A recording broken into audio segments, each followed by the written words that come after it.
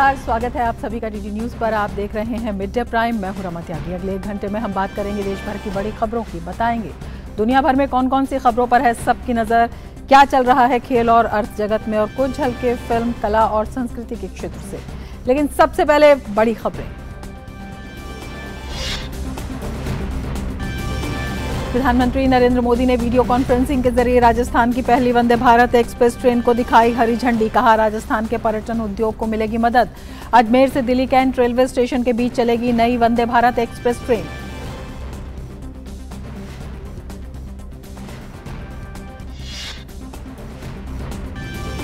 प्रधानमंत्री नरेंद्र मोदी ने आज वीडियो कॉन्फ्रेंसिंग के माध्यम से मध्य प्रदेश में नवनियुक्त शिक्षकों के लिए प्रशिक्षण कार्यक्रम को किया संबोधित। कहा, आधुनिक और विकसित भारत की आवश्यकताओं को देखते हुए की गई है नई राष्ट्रीय शिक्षा नीति लागू। इस नीति को प्रभावी रूप से लागू करने में शिक्षकों की भूमिका महत्वपूर्ण।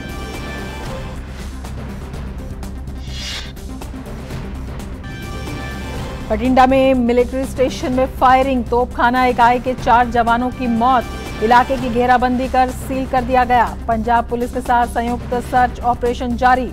2 दिन पहले लापता हुए 28 राउंड के साथ एक इंसास राइफल के शामिल होने के संभावित मामले सहित सभी पहलुओं का लगाया जा रहा है पता। केंद्रीय वित्त मंत्री निर्मला सीतारमण और आरबीआई गवर्नर शक्तिकांत दास आज संयुक्त रूप से वॉशिंगटन में G20 देशों के वित्त मंत्री और सेंट्रल बैंक गवर्नर्स बैठक की करेंगे अध्यक्षता। G20 सदस्य देश, 13 मंत्री देश और विभिन्न अंतर्राष्ट्रीय तथा क्षेत्रीय संगठनों के प्रतिनिधि बैठक में होंगे शामिल।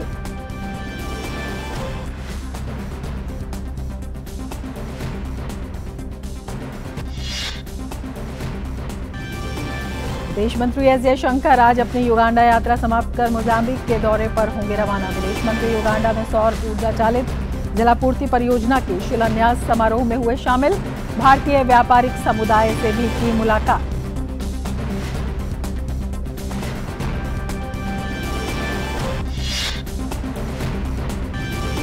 दिल्ली की एक अदालत आबकारी नीति मामले में दिल्ली के पूर्व उप मुख्यमंत्री मनीष सिसोदिया की जमानत याचिका पर करेगी सुनवाई। अभी प्रवर्तन निदेशालय की कस्टडी में है सिसोदिया।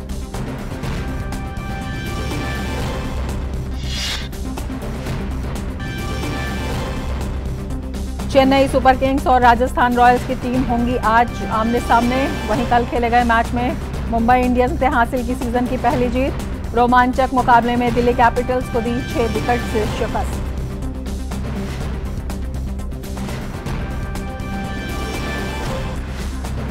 और अब बड़ी खबरों पर विस्तार से नजर।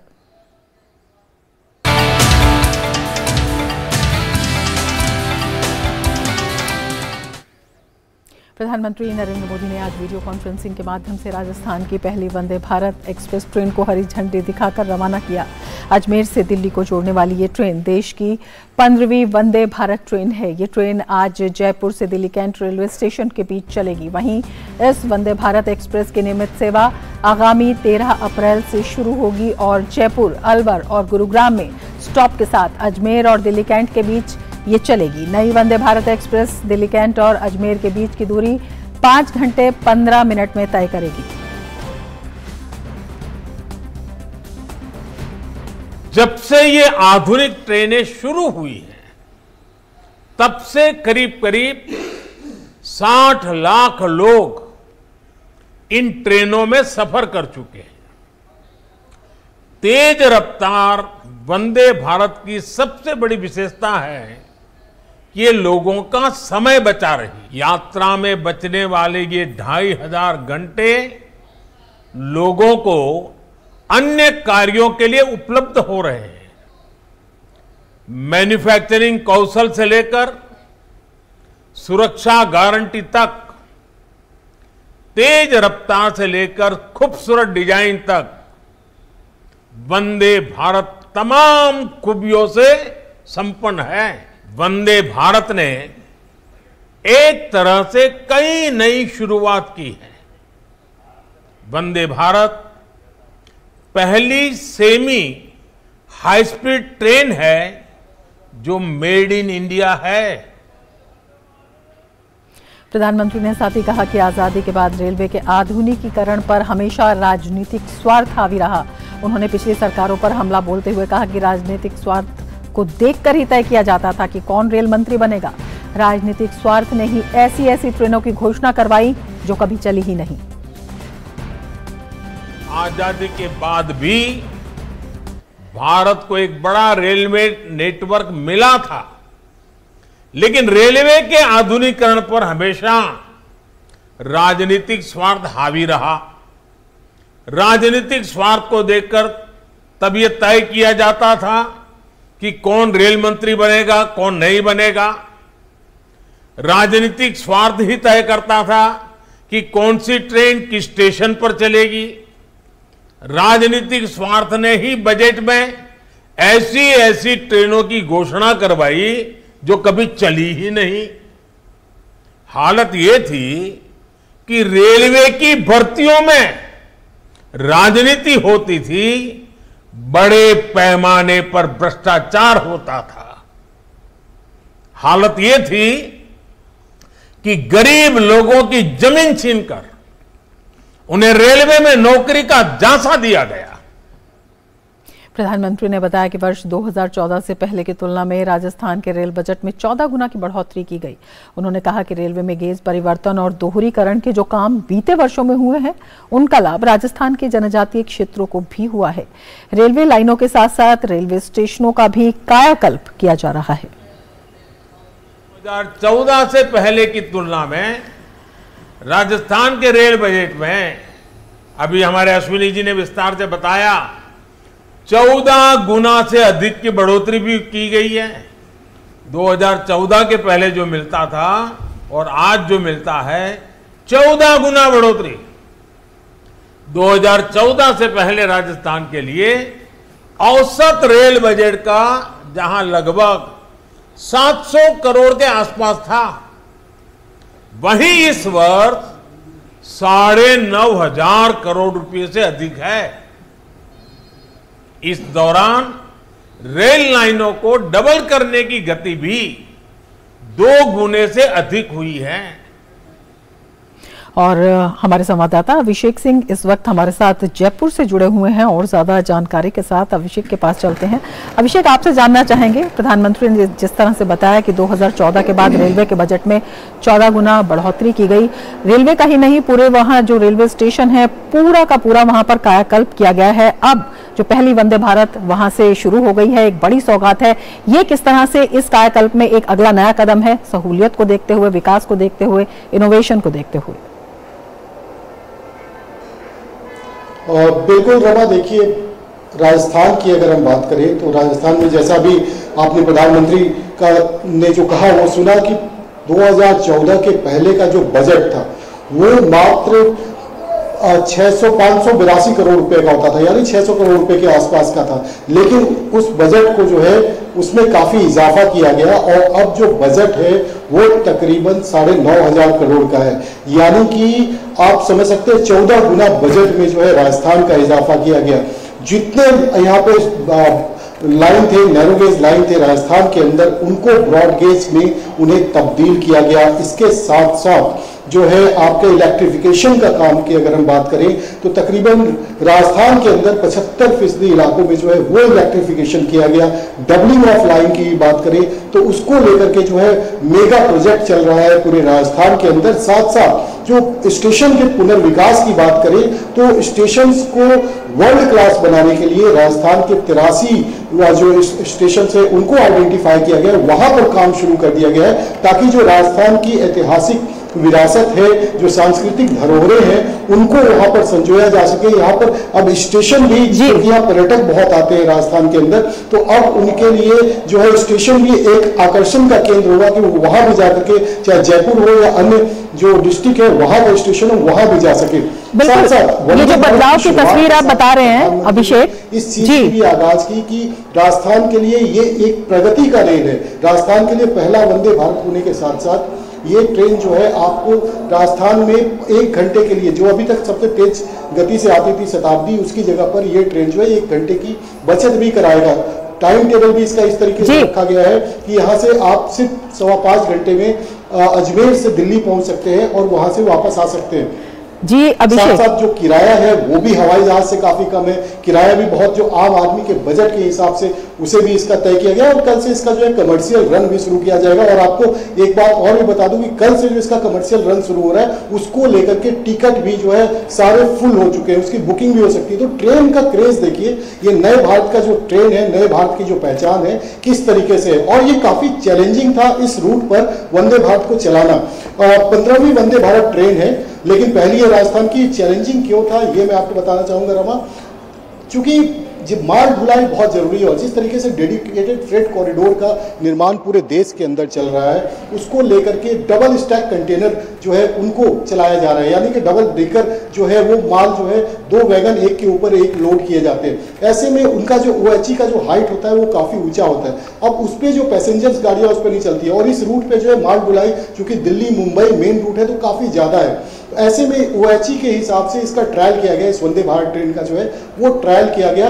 OHE होता है यानी कि आपने देखा होगा कि ड्राइवर केबिन जो होता है इंजन का, उसके ऊपर बिजली के सप्लाई के लिए जो तार खींची जाती है उसकी हाइट को हम कहते हैं। तो उस हाइट के हिसाब से इस ट्रेन को डिजाइन किया गया है ताकि जो मेन लाइन है इसके लिए अलग से कोई लाइन ना बनाई जाए या पुराने ढर्रे पे ना चले, बिल्कुल मॉडर्नाइज तरीके से इसे चलाया जा रहा है। बिल्कुल एक बड़ी राजनीतिक इच्छा शक्ति भी केंद्र सरकार की इसमें दिखाई देती है, क्योंकि प्रधानमंत्री ने साफ तौर पर कहा कि 2014 से पहले जिस तरह से रेल में भर्तियां होती थी, जिस तरह से रेलवे का काम होता था, उसका एक बड़ा खामियाजा जो भुगतना पड़ा है। अब जो आप ये क्रेज बता रहे हैं नई तस्वीर के लिए, लोगों को विकास की एक दूरदृष्टि इसमें दिखाई दे रही है। अभिषेक, बहुत शुक्रिया तमाम जानकारी के लिए। आगे बढ़ेंगे। प्रधानमंत्री नरेंद्र मोदी ने आज वीडियो कॉन्फ्रेंसिंग के माध्यम से मध्य प्रदेश में नवनियुक्त शिक्षकों के लिए प्रशिक्षण कार्यक्रम को संबोधित किया। इस मौके पर प्रधानमंत्री ने कहा कि केंद्र सरकार ने आधुनिक और विकसित भारत की आवश्यकताओं को देखते हुए नई राष्ट्रीय शिक्षा नीति लागू की है। ये नीति बच्चों के सर्वांगीण विकास, संपूर्ण विकास, ज्ञान और भारतीय मूल्यों के संवर्धन पर जोर देती है। इस नीति को प्रभावी रूप से लागू करने में शिक्षकों की महत्वपूर्ण भूमिका है। साथियों, केंद्र सरकार ने आधुनिक और विकसित भारत की आवश्यकताओं को देखते हुए नई राष्ट्रीय शिक्षा नीति लागू की है। ये नीति बच्चों के सर्वांगीण विकास, संपूर्ण विकास, ज्ञान, कौशल, संस्कार और भारतीय मूल्यों के संवर्धन पर जोर देती है। इस नीति को प्रभावी रूप से लागू करने में शिक्षकों की सबसे महत्वपूर्ण भूमिका है। मध्य प्रदेश में व्यापक तौर पर शिक्षक नियुक्ति का अभियान इस दिशा में एक बड़ा कदम है। प्रधानमंत्री ने साथ ही बल देते हुए कहा कि अमृतकाल के दौर में देश बड़े लक्ष्यों और नए संकल्पों के साथ आगे बढ़ रहा है। इन लक्ष्यों को प्राप्त करने के लिए किए जा रहे विकास कार्य आज हर क्षेत्र में रोजगार के नए अवसर पैदा कर रहे हैं। आजादी के अमृतकाल में देश बड़े लक्ष्यों और नए संकल्पों के साथ आगे बढ़ रहा है। इन लक्ष्यों की प्राप्ति के लिए विकास के जो कार्य हो रहे हैं वो आज हर सेक्टर में रोजगार के नए अवसर बना रहे हैं। अलग अलग क्षेत्रों में आज जिस तेज गति से इंफ्रास्ट्रक्चर निर्माण की रफ्तार बढ़ी है, उससे भी रोजगार की नई संभावनाएं बन रही है। आगे बढ़ेंगे। पंजाब के बठिंडा स्थित आर्मी एरिया में फायरिंग की खबर आ रही है। कैंटोनमेंट एरिया को सील कर दिया गया है। छावनी में घटना के बाद किसी को अंदर जाने की इजाजत नहीं दी जा रही। सेना ने फायरिंग की पुष्टि करते हुए बताया है कि घटना में 4 फौजियों की मौत हो गई है। सेना के दक्षिण पश्चिम कमांड ने एक बयान जारी कर बताया है, बठिंडा मिलिट्री स्टेशन के अंदर आज तड़के करीब 4:30 बजे फायरिंग की घटना में 4 लोगों के हताहत होने की खबर आई है। बयान में बताया गया है कि इस दुर्भाग्यपूर्ण घटना में एक तोपखाना इकाई के 4 सेना के जवानों ने घटना के दौरान लगी बंदूक की गोली से दम तोड़ दिया। कर्मियों को कोई अन्य चोट या संपत्ति के नुकसान या क्षति की सूचना नहीं मिली है। इलाके को सील कर दिया गया है और मामले के तथ्यों को स्थापित करने के लिए पंजाब पुलिस के साथ संयुक्त जांच की जा रही है। बयान में कहा गया है कि 2 दिन पहले लापता हुए 28 राउंड के साथ एक इंसास राइफल के शामिल होने के संभावित मामले सहित सभी पहलुओं का पता लगाया जा रहा है। बठिंडा स्टेशन पर क्विक रिएक्शन टीमों को सक्रिय कर दिया गया। सेना ने पूरे इलाके को सील किया हुआ है। सर्च ऑपरेशन जारी है। प्रोटोकॉल के मुताबिक रक्षा मंत्री को घटना की जानकारी दे दी गई है। रक्षा मंत्री ने बठिंडा की घटना को लेकर बैठक बुलाई है। उल्लेखनीय है कि बठिंडा देश का अहम और महत्वपूर्ण सैन्य प्रतिष्ठान है। बठिंडा में 10 कॉर्प्स का मुख्यालय है। ये जयपुर स्थित दक्षिण पश्चिमी कमांड के अधिकार क्षेत्र में आता है। स्टेशन में बड़ी संख्या में ऑपरेशनल आर्मी यूनिट मौजूद हैं। हमारे संवाददाता सुधीर यादव हमारे साथ और ज्यादा जानकारी के साथ मौजूद हैं। सुधीर, क्या कुछ जानकारी इस वक्त मिल पा रही है? देखिए रमा, जो सुबह 4:35 की घटना है, इसमें 2 व्यक्ति जो इन्वॉल्व थे उनको वहीं डिटेन किया हुआ है और उनसे जो इंसास राइफल है वो भी बरामद हो चुका है।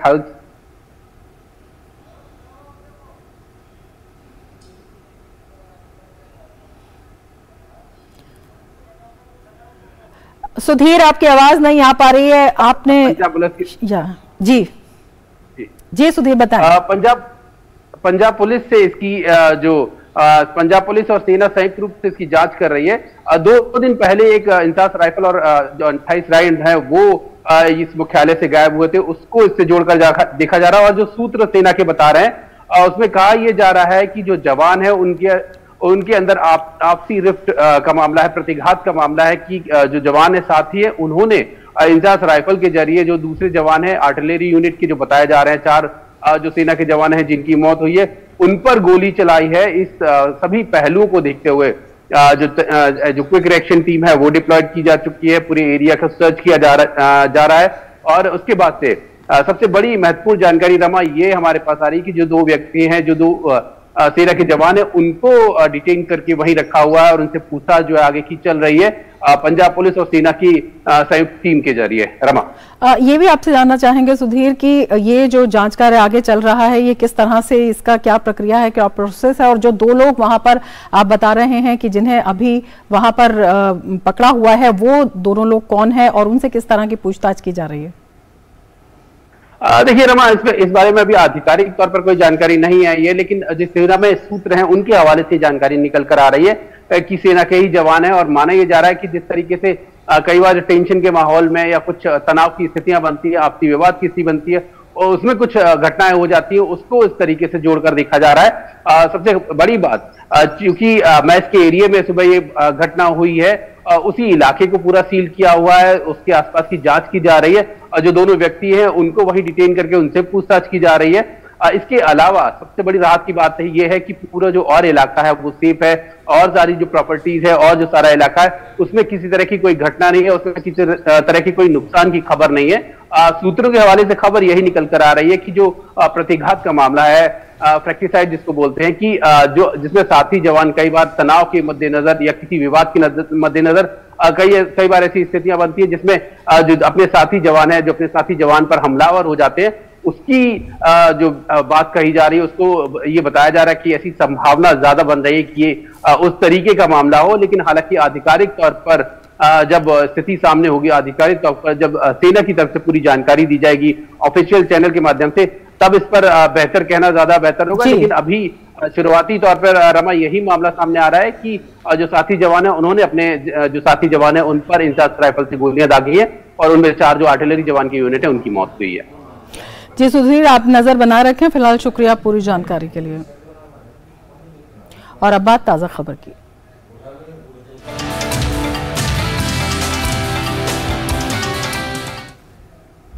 केंद्रीय वित्त मंत्री निर्मला सीतारमण और RBI governor Shaktikanta Das Washington में दूसरी 2 दिवसीय G20 FMCBG बैठक की संयुक्त अध्यक्षता करेंगे। G20 सदस्य देशों, 13 आमंत्रित देशों और विभिन्न अंतर्राष्ट्रीय तथा क्षेत्रीय संगठनों के लगभग 350 प्रतिनिधि इस बैठक में शामिल होंगे और वैश्विक मुद्दों के व्यापक आयाम के परिप्रेक्ष्य में बहुपक्षीय चर्चाओं में भाग लेंगे। दूसरी G20 FMCBG बैठक में 3 सत्र होंगे जिनमें वैश्विक अर्थव्यवस्था और अंतर्राष्ट्रीय वित्तीय संरचना, सतत वित्त, वित्तीय क्षेत्र और वित्तीय समावेश और अंतर्राष्ट्रीय कराधान शामिल हैं। इन सत्रों का विशेष फोकस खाद्य और ऊर्जा असुरक्षा का समाधान करना, वैश्विक ऋण कमजोरियों को प्रबंधित करना, बहुपक्षीय विकास बैंकों MDB को मजबूत करना, वित्तीय समावेश प्रक्रिया को आगे बढ़ाना और अंतर्राष्ट्रीय कर और वित्तीय प्रगति में तेजी लाना है। इन विषयों पर सभी प्रतिनिधि विचार विमर्श करेंगे। बैठक में भारत की G20 वित्त ट्रैक कार्य योजना के तहत परिकल्पित परिणामों पर हुई प्रगति का जायजा भी लिया जाएगा।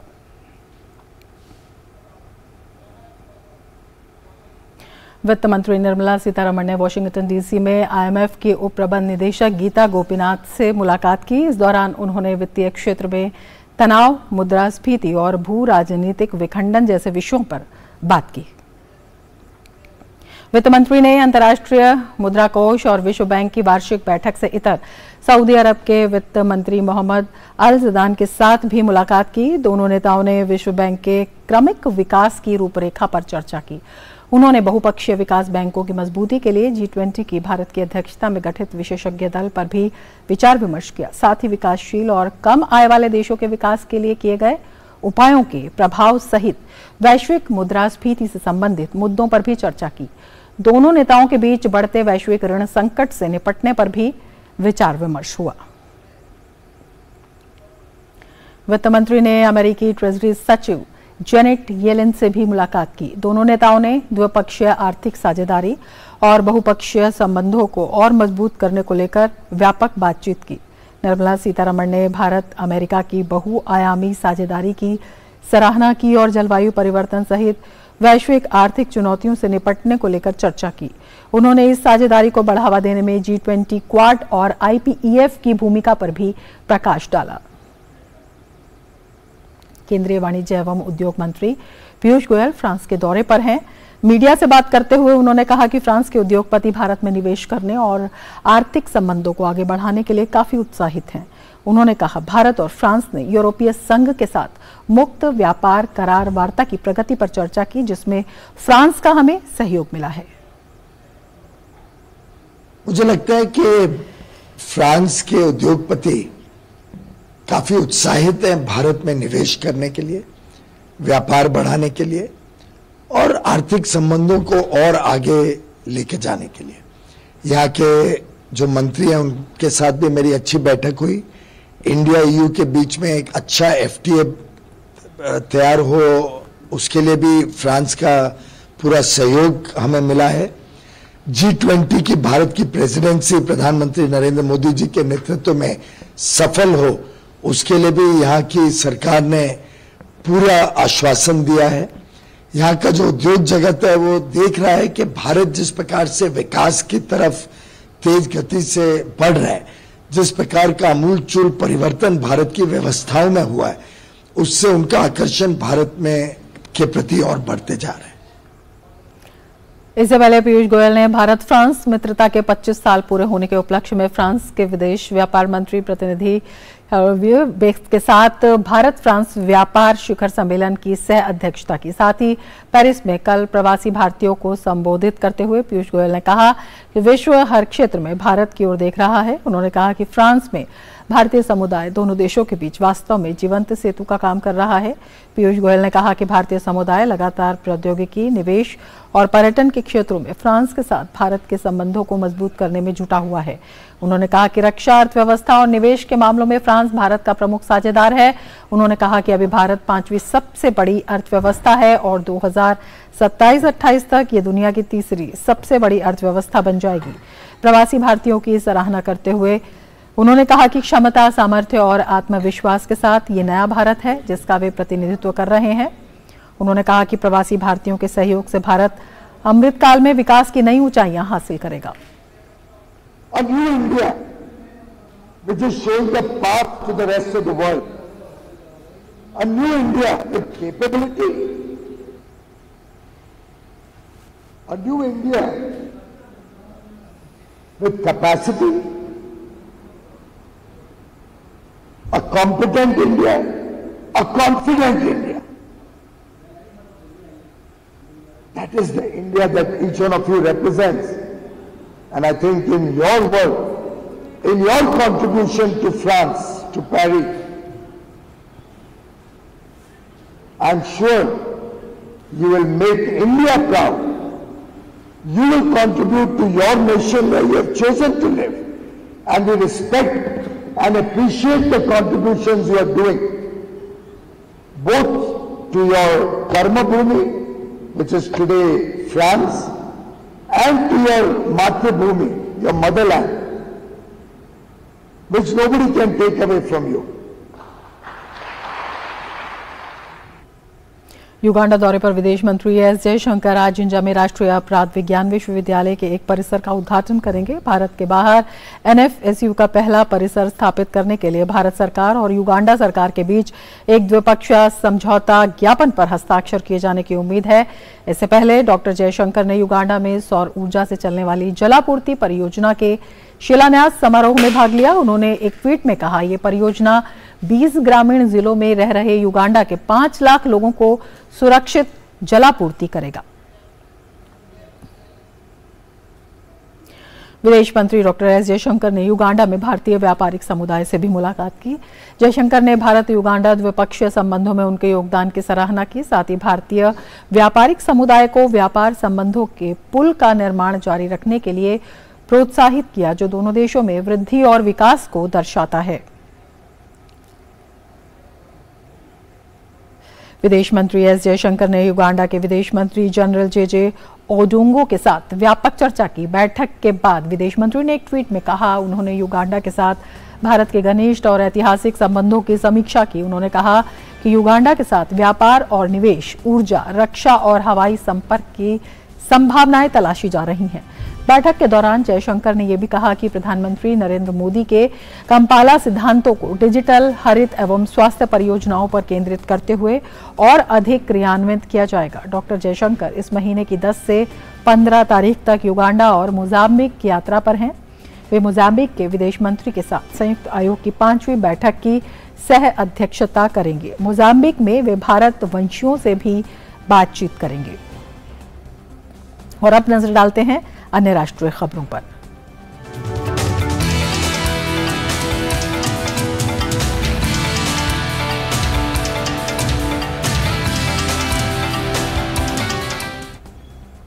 प्रधानमंत्री नरेंद्र मोदी बृहस्पतिवार को वीडियो कॉन्फ्रेंसिंग के जरिए करीब 71,000 नए भर्ती हुए लोगों को नियुक्ति पत्र बांटेंगे। इस अवसर पर प्रधानमंत्री इन लोगों को भी संबोधित करेंगे। देश भर से चुने गए इन लोगों की नियुक्ति भारत सरकार के कई विभागों में विभिन्न पदों पर होंगी। ये रोजगार मेला रोजगार सृजन को सर्वोच्च प्राथमिकता देने की प्रधानमंत्री की प्रतिबद्धता को पूरा करने की दिशा में एक कदम है।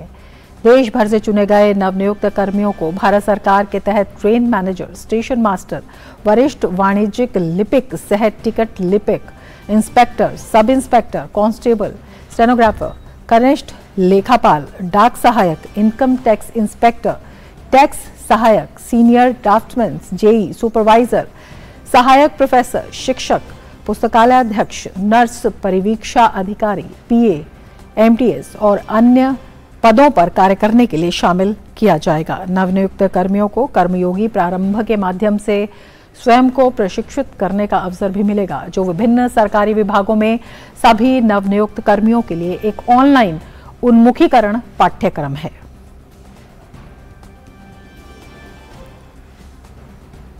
और मीडिया प्राइम में यहां लेते हैं एक ब्रेक। आप देखते रहिए डीडी न्यूज। तुम बॉडीगार्ड तो नहीं हो, पर तुमने हमारी रक्षा की है। तुम डॉक्टर तो नहीं हो, पर तुमने हमारी जिंदगी बचाई है। तुम टीचर तो नहीं हो, पर तुम्हारे कारण हम स्कूल आ पाई हैं। तुम सिर्फ शौचालय नहीं, हम गरीबों के लिए इज्जत घर हो। जिस शौचालय की बात करने में कभी झिझक होती, वो शौचालय आज देश की सोच का अहम हिस्सा हो गया। स्वच्छ भारत की आदत के साथ आओ बनाएं नया भारत। ब्रेक के बाद मीडिया प्राइम में फिर से आपका स्वागत है। आगे बढ़ते हैं। केंद्रीय शिक्षा मंत्रालय एससीओ शिखर सम्मेलन 2022-23 के अवसर पर आगामी 12 से 13 अप्रैल को नई दिल्ली में युवा लेखक सम्मेलन का आयोजन करेगा। शिक्षा मंत्रालय को युवा लेखकों के सम्मेलन की कार्यान्वयन एजेंसी के रूप में नामित किया गया है। सम्मेलन का विषय एससीओ सदस्य देशों के बीच सभ्यतागत संवाद है। इसमें इतिहास एवं दर्शन, अर्थव्यवस्था, धर्म, संस्कृति, साहित्य और विज्ञान एवं चिकित्सा जैसे उप विषयों के साथ युवा विद्वानों का दृष्टिकोण शामिल है। 2 दिवसीय एसयू युवा लेखक सम्मेलन युवाओं को आधुनिक शिक्षा प्रशिक्षण, उन्नत प्रशिक्षण, उद्यमशील गतिविधियों और अभिनव परियोजनाओं में व्यापक भागीदारी के अवसरों का पता लगाने के लिए एक गतिशील मंच प्रदान करेगा। भारत की अध्यक्षता में चल रही राष्ट्राध्यक्षों की एससीओ परिषद के दौरान एससीओ का उद्देश्य सिक्योर के विषय को आगे बढ़ाना है, जिसे प्रधानमंत्री नरेंद्र मोदी ने 2018 में किंगदाओ में हुए एससीओ शिखर सम्मेलन की शुरुआत में व्यक्त किया था। शंघाई सहयोग संगठन की स्थापना एक अंतर सरकारी संगठन के रूप में 15 जून 2001 को शंघाई में हुई थी। वर्तमान में एससीओ के 8 सदस्य देश भारत, कजाकिस्तान, चीन, किर्गिस्तान, पाकिस्तान, रूस, ताजिकिस्तान और उज्बेकिस्तान हैं।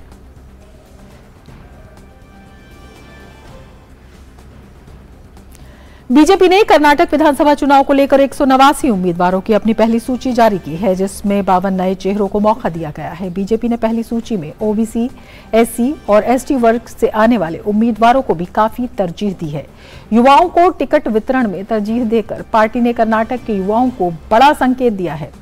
बीजेपी गुजरात सहित कई राज्यों में भी टिकट वितरण में युवाओं को भागीदारी दे चुकी है। बीजेपी का कहना है कि पार्टी एकमात्र ऐसा दल है जहां भाई भतीजावाद नहीं बल्कि योग्यता और काम के आधार पर आगे बढ़ने का मौका मिलता है। गौरतलब है कि बीजेपी के युवा मोर्चा के राष्ट्रीय अध्यक्ष तेजस्वी सूर्य भी कर्नाटक से सांसद हैं। बीजेपी की सूची में ओबीसी से 32, एससी से 20 और एसटी समुदाय से 16 उम्मीदवार शामिल हैं। One family, one ticket is something that the BJP has very meticulously followed as much as is possible in this list as well. While other political parties in the country and in the state decide the list of their candidates in their kitchen cabinets, the party has undertaken a massive exercise for more than a week to select the candidates. More than 7-8 candidates are either present or former Yuva Morcha Karyakartas. Give me another example where young people in their 29, 30s, 32, coming from absolutely no political backgrounds, but having only worked in a political organization for 7, 6, 8 years, have got an opportunity to contest a prestigious election of this kind with the full blessings and support of the party. You will not find another example all over the state in Karnataka or rather anywhere in the country. This is what makes the Bharatiya Janata Party a party with a difference. Okay. Thank you. WhatsApp privacy policy के मामले में supreme court ने फिलहाल सुनवाई संसद के monsoon सत्र तक टाल दी है। मामले में केंद्र सरकार ने सुप्रीम कोर्ट को बताया है कि मॉनसून सत्र में नया डेटा प्रोटेक्शन विधेयक संसद में पेश किया जाएगा। गौरतलब है कि सुप्रीम कोर्ट जनहित याचिका पर सुनवाई कर रहा है, जिनमें व्हाट्सएप की नई प्राइवेसी पॉलिसी को चुनौती दी गई है और कहा गया है कि ये संविधान के अनुच्छेद 21 के तहत निजता के अधिकार का उल्लंघन करती है। दिल्ली की एक अदालत आबकारी नीति मामले में आप नेता पूर्व उप मुख्यमंत्री मनीष सिसोदिया की जमानत याचिका पर सुनवाई करेगी। सिसोदिया अभी प्रवर्तन निदेशालय की कस्टडी में है। इससे पहले ईडी ने 20 मार्च को उन्हें वीडियो कॉन्फ्रेंसिंग के जरिए राउज एवेन्यू कोर्ट में पेश किया था। स्पेशल जज एमके नागपाल ने सिसोदिया की कस्टडी 3 अप्रैल तक बढ़ा दी थी। साउथ दिल्ली के सादिक नगर इलाके में स्थित एक स्कूल को बम से उड़ाने की धमकी दी गई है। इस समय दिल्ली पुलिस की टीम और दमकल विभाग के कई कर्मचारी स्कूल परिसर के अंदर हैं। सूत्रों के मुताबिक इस स्कूल में कुछ समय पहले भी एक ईमेल आया था जिसमें स्कूल को उड़ाने की धमकी दी गई थी। फिलहाल स्थिति नियंत्रण में है। दिल्ली पुलिस ने एफआईआर दर्ज कर ली है और मामले की जांच जारी है। इससे पहले आउटर नॉर्थ दिल्ली के इलाके में कल कंट्रीमेड हैंड ग्रेनेड मिलने से सनसनी फैल गई थी। पुलिस से मिली जानकारी के मुताबिक इलाके से तकरीबन 10 कंट्रीमेड हैंड ग्रेनेड बरामद किए गए। इस मामले में पुलिस ने एक आरोपी दिलीप को हिरासत में लिया है। पुलिस को मेट्रो विहार इलाके के खेतों में बम मिलने की जानकारी मिली थी। आरोपी ने खुलासा किया कि उसके दोस्त काशीराम उर्फ सोनू ने उसे 10 देसी हैंड ग्रेनेड रखने के लिए दिए थे। उसने सभी ग्रेनेड को एक प्लास्टिक के कंटेनर में रखा और कंटेनर को मेट्रो विहार में एक नाले के पास एक सुनसान जगह पर गड्ढा खोदकर जमीन में गाड़ दिया। आरोपी दिलीप की निशानदेही पर वन विभाग की जमीन में कंटेनर से सभी देसी ग्रेनेड बरामद कर लिए गए। दिल्ली पुलिस ने विस्फोटक पदार्थ अधिनियम की धारा 286 आईपीसी 345 के तहत मामला दर्ज किया। अब पुलिस काशीराम उर्फ सोनू की तलाश में जुटी है। उसकी गिरफ्तारी से पूरी साजिश का पता लगेगा। और अब नजर डालते हैं कोरोना संक्रमण के ताजा आंकड़ों पर। स्वास्थ्य और परिवार कल्याण मंत्रालय के मुताबिक देश भर के पिछले 24 घंटों में कोरोना के 7,830 नए मामले दर्ज किए गए। वहीं पिछले 24 घंटों में 4,692 मरीज उपचार करवाकर स्वस्थ हो चुके हैं, जिसके बाद देश में रिकवरी रेट 98.72% हो गया है। वहीं साप्ताहिक पॉजिटिविटी रेट वर्तमान में 3.83% दर्ज किया गया। इसके साथ ही दैनिक पॉजिटिविटी रेट 3.65% दर्ज किया गया। देश में कोरोना के सक्रिय मामलों की संख्या 40,215 है। देश में टीकाकरण का आंकड़ा भी तेजी से बढ़ रहा है। कोविड महामारी के खिलाफ सबसे प्रभावी हथियार के रूप में शुरू किए गए टीकाकरण अभियान के तहत देश में अब तक 220.66 करोड़ से अधिक टीकों की खुराक दी जा चुकी है। पिछले 24 घंटों में 441 से अधिक कोविड टीके लगाए गए। और अब देखते हैं अर्थ जगत से जुड़ी खबरें।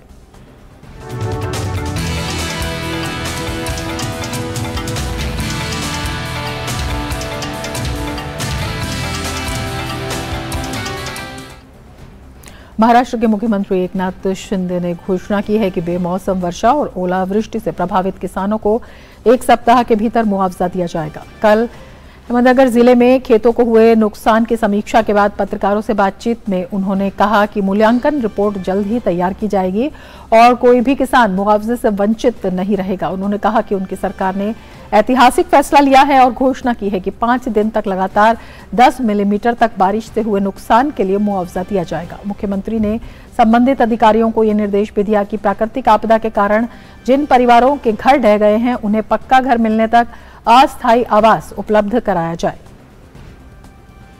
प्रधानमंत्री नरेंद्र मोदी ने प्रधानमंत्री फसल बीमा योजना की सफलता पर प्रसन्नता व्यक्त की है। पीएम ने अपने एक ट्वीट संदेश में कहा कि ये योजना देश के किसानों के चेहरे पर खुशी लेकर आई है। इससे ज्यादा प्रसन्नता की बात और क्या हो सकती है। उन्होंने राज्यसभा सांसद रामचंद्र जांगड़ा के ट्वीट संदेशों के जवाब में ये बात कही। रामचंद्र जांगड़ा ने प्रधानमंत्री फसल बीमा योजना के फायदों के बारे में जानकारी दी थी। भारतीय रेलवे गर्मियों के दौरान यात्रियों की सुविधा के लिए 217 विशेष रेलगाड़ियां चलाएगा। देश भर के प्रमुख स्थलों को रेल मार्गों से जोड़ने के लिए विशेष ट्रेनों की योजना बनाई गई है। रेल मंत्रालय ने कहा है कि इस दौरान ये विशेष रेलगाड़ियां कुल 4,010 फेरे लगाएंगी और देश भर के प्रमुख गंतव्यों से होकर गुजरेंगी। दक्षिण पश्चिम रेलवे सबसे अधिक 69 रेलगाड़ियां चलाएगा। सीटों को एकाधिकार में लेने, ओवरचार्जिंग तथा दलाली गतिविधियों जैसे कदाचार पर नजर रखी जा रही है और कठोरतापूर्वक निगरानी की जा रही है। अंतर्राष्ट्रीय मुद्रा कोष ने भारत के विश्व के सबसे तेज गति से विकसित अर्थव्यवस्था बने रहने का अनुमान व्यक्त किया है। आईएमएफ ने कहा कि भारत के लिए विकसित दर जो 2022 में 6.8 है, वो वैश्विक अर्थव्यवस्था में उज्जवल स्थानों में से एक है। आईएमएफ ने कहा कि भारत विश्व की सबसे तेज गति से विकसित अर्थव्यवस्था है। अंतर्राष्ट्रीय मुद्रा कोष विभाग के प्रमुख डेनियल लेग ने कहा कि भारत दुनिया में सबसे तेजी से बढ़ती अर्थव्यवस्था बनी रहेगी। Yes, we have a growth rate for India, which is 6.8 in 2022. Let's not forget, this is one of the bright spots in the global economy right now, such a high growth rate. And it is moderating down to 5.9 with a minus 0.2 revision compared to January. What's happening here is also a set of historical revisions. We realized that 2020, 2021 has been actually a lot better than we thought. And so actually there's less room for catching up, and that pent-up demand which from consumption that was informing our previous forecast is therefore going to be less because they've already had more catching up before. So that's why there's the downward revision this year. Then we go up to 6.3 next year. Again, a very strong economy which is necessary to allow India to continue to converge towards higher living standards and create those jobs that are necessary. और अब देख लेते हैं खेल जगत की खबरें।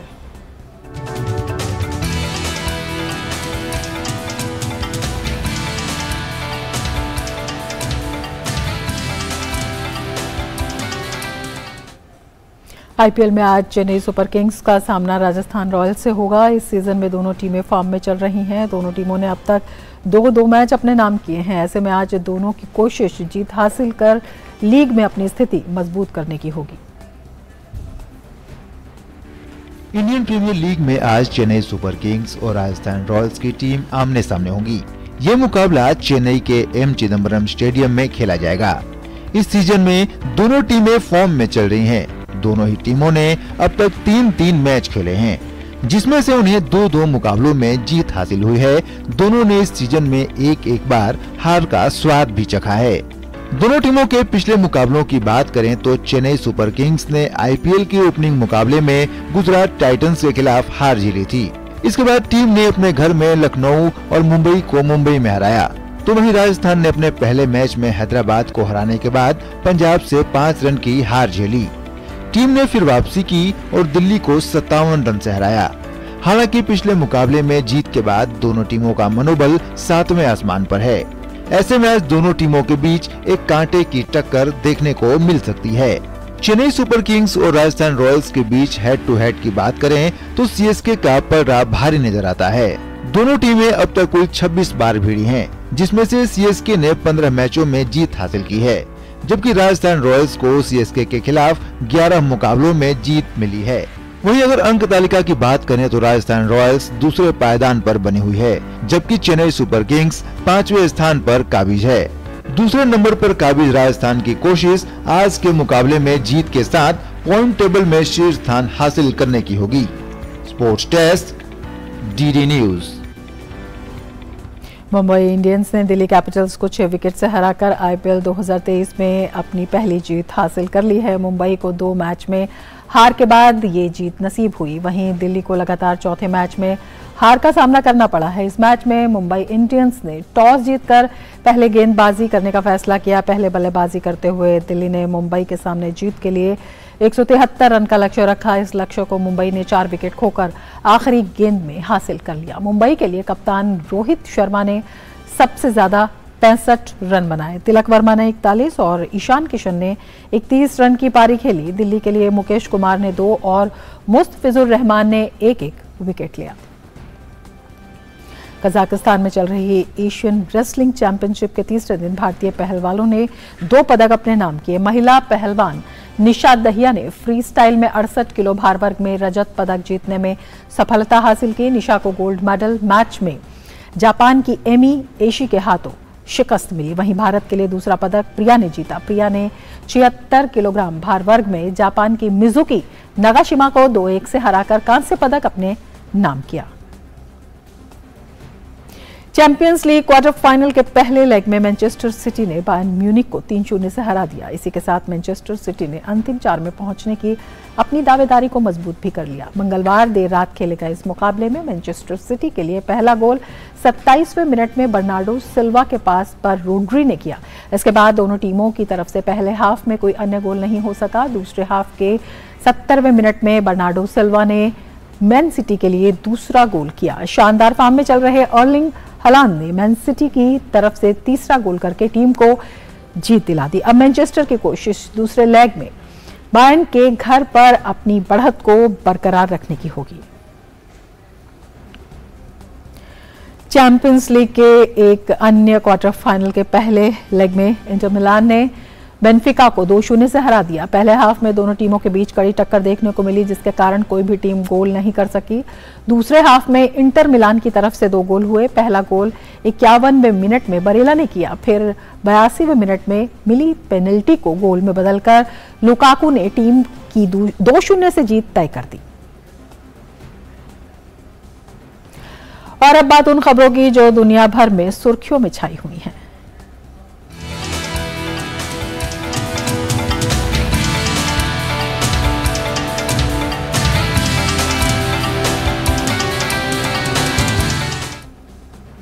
संयुक्त राष्ट्र महासचिव एंटोनियो गुटेरेस ने म्यांमार के सागेंग क्षेत्र में हुए हमले की कड़ी निंदा की है। संयुक्त राष्ट्र के मुताबिक म्यांमार के उत्तर पश्चिम हिस्से में एक विपक्षी गढ़ में हवाई हमले में कथित तौर पर कम से कम 100 लोगों की मौत हुई है।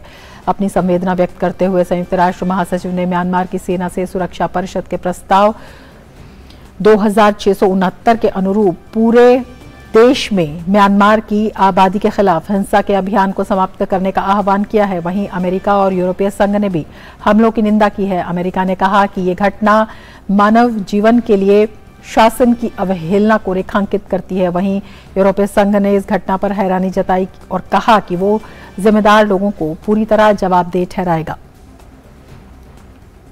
ब्रिटेन में जूनियर चिकित्सक हड़ताल पर हैं। चिकित्सक बढ़ती महंगाई के अनुसार उचित वेतन वृद्धि की मांग कर रहे हैं। पिछले महीने चिकित्सकों की 3 दिवसीय हड़ताल के बाद हजारों जूनियर डॉक्टर 4 दिवसीय हड़ताल पर हैं। ब्रिटिश स्वास्थ्य मंत्री स्टीव बार्कले ने समिति को लिखे पत्र में कहा है कि वो चिकित्सकों की मांगों को लेकर गंभीर हैं। हालांकि सरकार ने संकेत दिया कि चिकित्सक वेतन में अत्यधिक वृद्धि की मांग कर रहे हैं। इस बीच भारतीय मूल के एक चिकित्सक एवं मेडिकल एसोसिएशन की कनिष्ठ चिकित्सक समिति के सह प्रमुख ने ब्रिटिश सरकार से उचित कदम उठाने का आह्वान किया। समिति के सह प्रमुख डॉक्टर विवेक त्रिवेदी ने मांग की कि सरकार अपने द्वारा वित्त पोषित राष्ट्रीय स्वास्थ्य सेवा में तैनात करीब 45,000 कनिष्ठ चिकित्सकों की वेतन बहाली करे।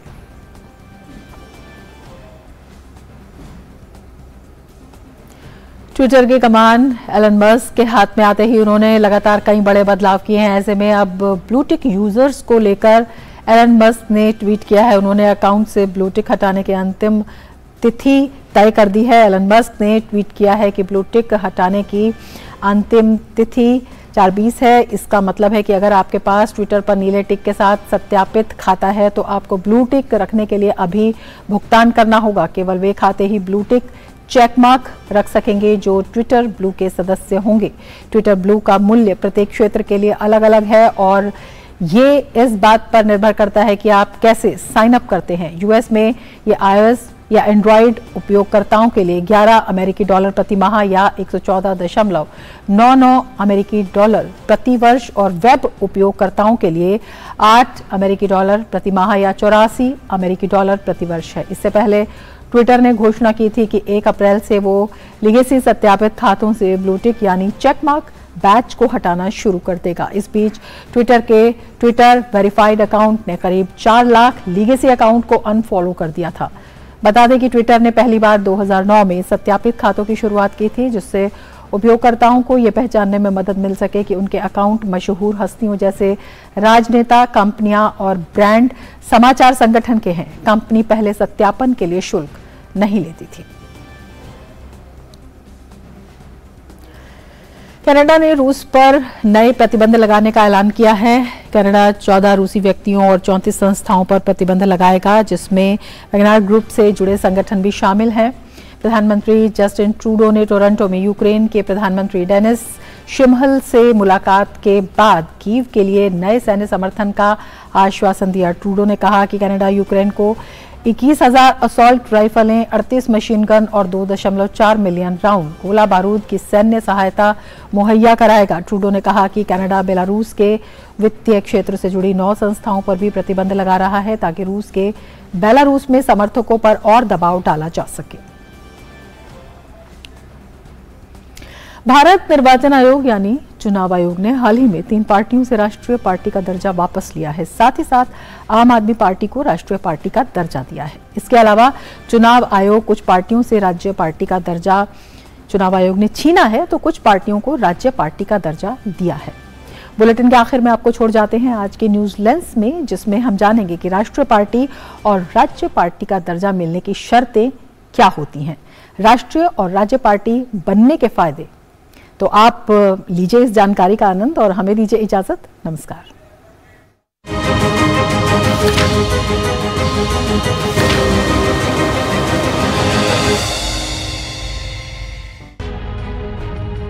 भारतीय निर्वाचन आयोग ने हाल ही में एक आदेश जारी करते हुए राष्ट्रीय पार्टियों की घोषणा की है। इस दौरान निर्वाचन आयोग ने अखिल भारतीय तृणमूल कांग्रेस, भारतीय कम्युनिस्ट पार्टी और राष्ट्रवादी कांग्रेस पार्टी का राष्ट्रीय पार्टी का दर्जा वापस ले लिया है।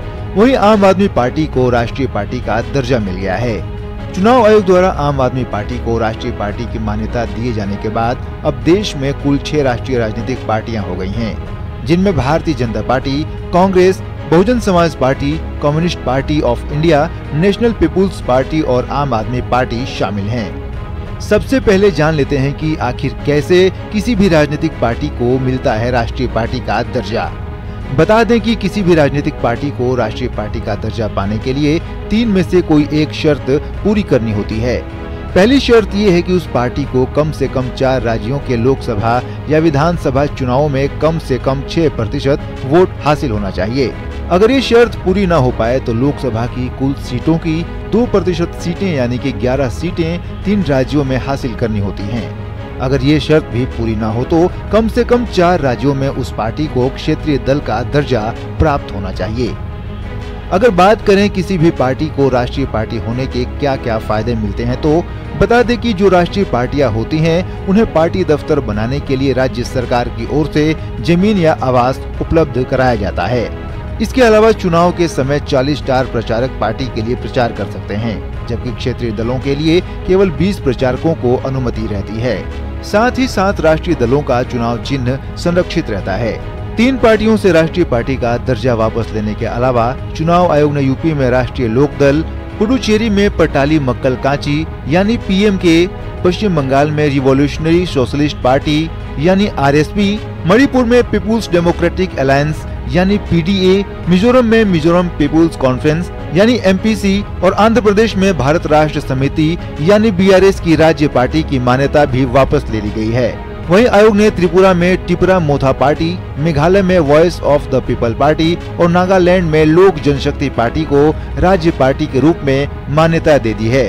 अगर बात करें कि कैसे किसी भी राजनीतिक पार्टी को मिलता है राज्य पार्टी का दर्जा तो बता दें कि किसी पार्टी को राज्य पार्टी का दर्जा हासिल करने के लिए कोई एक शर्त पूरी करनी होती है। राज्य स्तरीय दल की मान्यता के लिए किसी पंजीकृत पार्टी को संबंधित राज्य के विधानसभा चुनाव में कुल वैध मतदान में से कम 6% वोट और कम से कम 2 सीटें जीतना जरूरी है। इसके अलावा यदि कोई पार्टी लोकसभा चुनाव में राज्य में कुल वैध मतों का 6% प्राप्त करती है और साथ ही उसी राज्य से लोकसभा में 1 सीट जीतती है, तभी वह पार्टी राज्य स्तरीय पार्टी बन सकती है।